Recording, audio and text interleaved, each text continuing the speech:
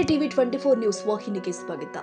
ಅಣ್ಣಿಗೇರಿ ಪಟ್ಟಣದ ಪುರಸಭೆ ಸಭಾಭವನದಲ್ಲಿ ಮಂಗಳವಾರ ಆಯೋಜನೆ ಮಾಡಲಾಗಿದ್ದ ಸಾಮಾನ್ಯ ಸಭೆಯಲ್ಲಿ ಶಾಸಕ ಎನ್ಎಚ್ ಕೋನರೆಡ್ಡಿ ಭಾಗವಹಿಸಿ ಪಟ್ಟಣದ ಅಭಿವೃದ್ಧಿ ಕುರಿತು ಸರ್ವ ಸದಸ್ಯರೊಂದಿಗೆ ಚರ್ಚೆ ಮಾಡಿ ವಿವಿಧ ಅಭಿವೃದ್ಧಿ ಕಾಮಗಾರಿಗಳಿಗೆ ಒಪ್ಪಿಗೆ ಸೂಚನೆ ಕೊಟ್ಟಿದ್ದಾರೆ.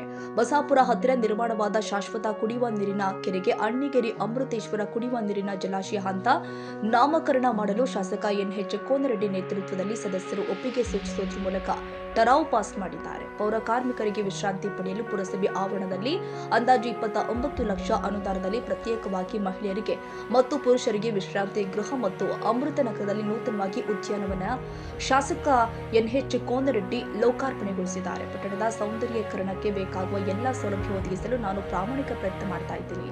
ಅಷ್ಟೇ ಅಲ್ಲದೆ ಇಂದೂರ ಮಾದರಿಯಲ್ಲಿ ಅಣ್ಣಿಗೇರಿ ನಗರವನ್ನ ಕೂಡ ಮಾಡಲು ಸ್ಥಳೀಯ ಆಡಳಿತದ ಸಹಕಾರ ಮತ್ತು ಸಾರ್ವಜನಿಕರ ಸಹಕಾರ ಅಗತ್ಯ.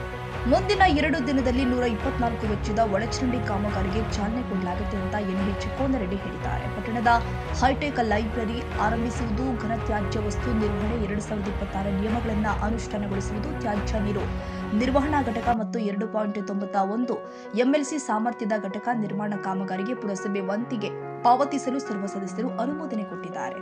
ಹರಿಕೃಷ್ಣ ಹೆಬಸೂರ ಅವರ 134/2 ನಿವೇಶನವನ್ನ ಪುರಸಭೆ ಹಸ್ತಾಂತರಿಸಿಕೊಳ್ಳಲು ಸದಸ್ಯರ ಒಪ್ಪಿಗೆ ಪಡೆಯಲಾಗಿದೆ.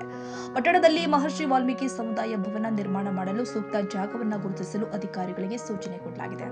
ಅಣ್ಣಿಗೇರಿ ನಗರವನ್ನು ಕೂಡ ಮಾಡಲು ಸ್ಥಳೀಯ ಆಡಳಿತದ ಸಹಕಾರ ಮತ್ತು ಸಾರ್ವಜನಿಕರ ಸಹಕಾರ ಅಗತ್ಯವಾಗಿದೆ.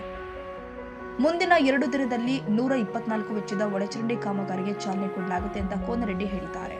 ಇನ್ನು ಶಿವಾನಂದ ಬೆಳಹಾರ, ಉಪಾಧ್ಯಕ್ಷ ನಾಗರಾಜ್ ದಳವಾಯಿ, ಮುಖ್ಯಾಧಿಕಾರಿ ವಾಜಿ ಗದ್ದಿಗೌಡರು, ಇಮಾಂ ಸಾಬ್ ದರ್ವಾನ್, ನೀಲವ್ವ ಕುರಹಟ್ಟಿ, ಅಮೀನಾ ಬೇಗಂ ಬಾರಿಗಿಡದ, ಮುದಕಣ್ಣ ಭಜಂತ್ರಿ ಸೇರಿ ಸರ್ವ ಸದಸ್ಯರು ಕೂಡ ಉಪಸ್ಥಿತರಿದ್ದರು. Shantaraj PT, TV 24 Kannada.